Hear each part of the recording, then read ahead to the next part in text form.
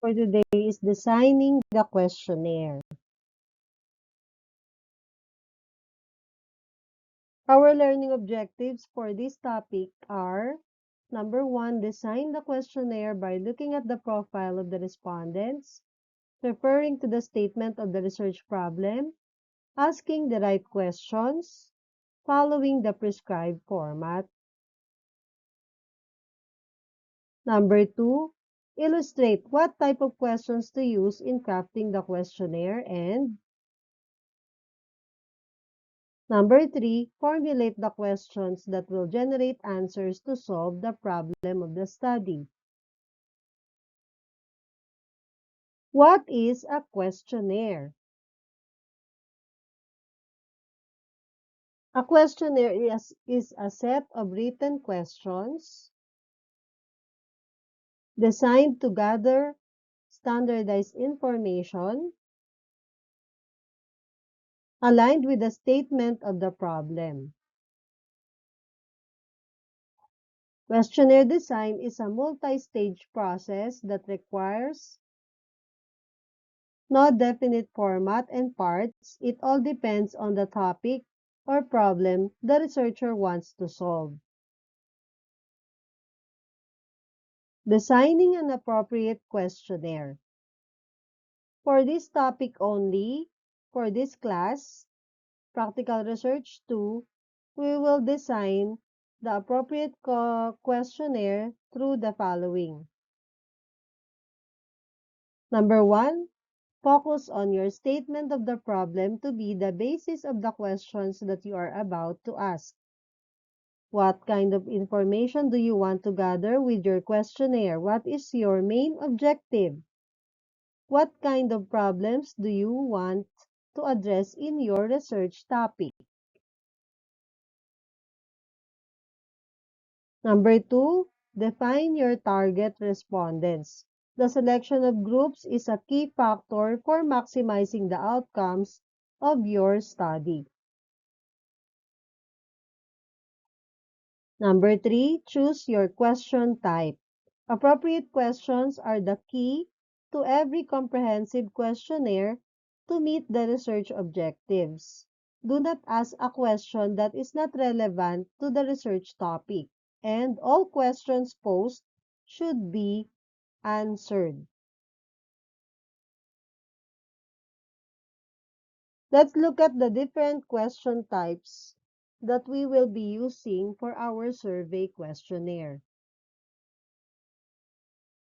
Number 1, use closed questions. These are also called multiple choice questions. It may consist of 3 or more mutually exclusive questions with different categories. It also refers to any question in which the respondents are provided with options or choices to choose a response from. Write 3 to 5 choices for each multiple choice question. Let's have an example. This is an example of a closed question where you want your respondents to only choose from what you have written as choices. Another example of closed questions for the demographic profile of the respondents is the gender. So in here, we have 3 choices. What about the choices for academic performance? We have here 5 questions. And if your group has a profile or a question profile for academic performance, then you copy these choices. All research groups will use the same choices for academic performance. Another example of closed question: which academic requirements most contribute to your low motivation? So we have here 4 choices. And another thing is we don't usually write others specify for that matter because in our experience before, most respondents will choose others specify if they have not found the particular choice that they want to respond to. Another type of question is the Likert scale, also known as rating scale questions. It consists of choices that range from one extreme to another form where the respondents choose a degree of their opinions. The Likert scale is a very popular and widely used rating scale by researchers to measure the behavior and attitude quantitatively. You can also customize your own Likert scale.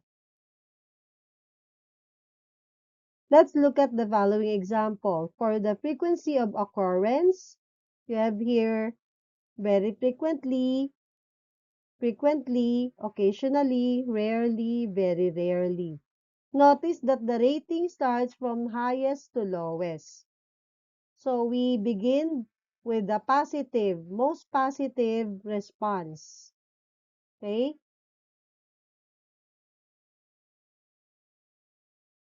In frequency of use, always, often, sometimes, rarely, or never. For the degree of importance, we have here very important, important, moderately important, of little importance, and not important. For quality, we have here strongly agree, agree, undecided, or sometimes neutral, disagree, and strongly disagree. Three type of question is the ranking. A ranking question or rank order question is a closed-ended survey question that asks respondents to arrange a list of items in order of preference, importance, or value. Example of a questionnaire that applies ranking. This is another type of questioning. So in here, you can notice that in the table, it is quite the opposite of Likert scale. It shows that the responses begin with 1, which is the most helpful for this case, most helpful for 1 and 5 being the least helpful. This is also a type of question where you can craft 5 items. By the way, for the Likert scale, you have to write 10 items so that our respondents can uh, choose or they can find the answers that they are looking for. What about the questionnaire format? Let us follow uh, the following format for our topic, for our chosen topic. So this part or the questionnaire is in the part of the appendices, which is the first item. Then take note, the word appendices and A dot survey questionnaire are located on the center, in the center of our paper. What about the research title? You need to write literally the word research title and then write your own title in all capital letters.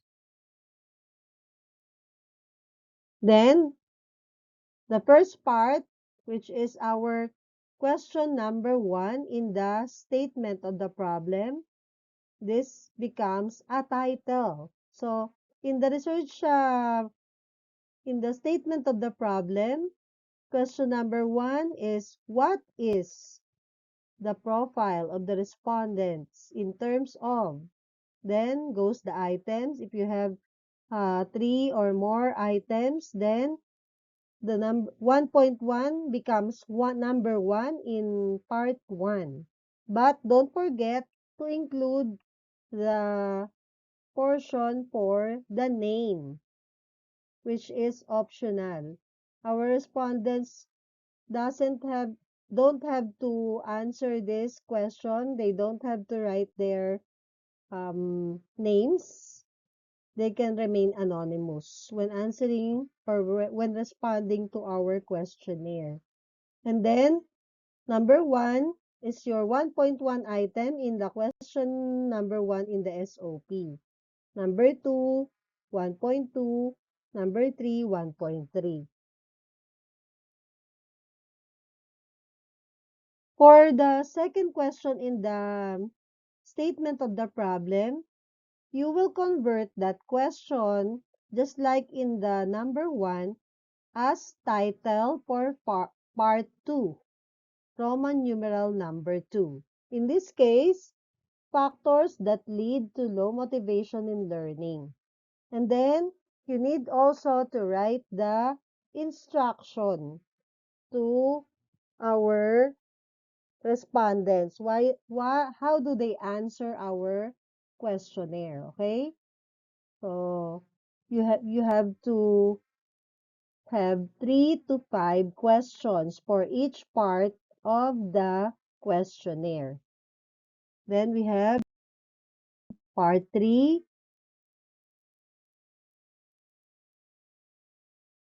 part 4. This is a Likert scale question. So, as I have mentioned earlier, you need to write 10 items because you only need one question for this part.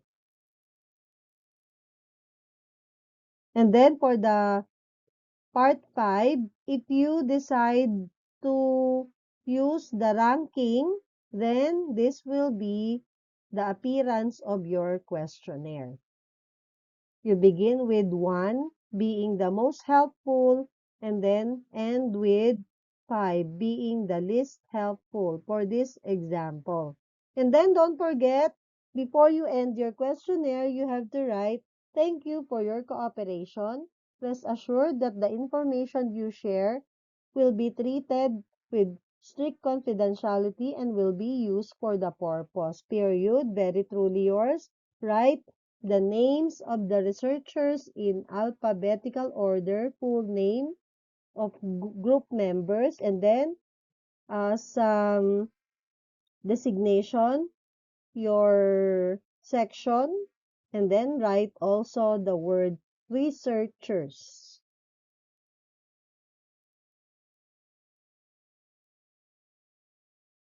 Thank you for watching. I hope you learned something in crafting the survey questionnaire.